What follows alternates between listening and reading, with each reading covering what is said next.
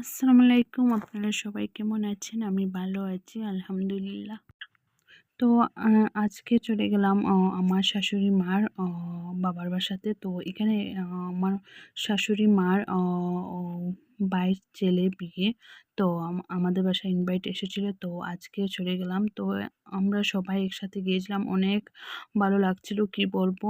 তো আমার হাসব্যান্ড আমরা সবাই একসাথে গিয়েছিলাম। তো সবাই একসাথে গেলে অনেক ভালো লাগে। তো এসে গেলাম নানি বাড়িতে। তো আমার হাসব্যান্ডের নানুর বাসা।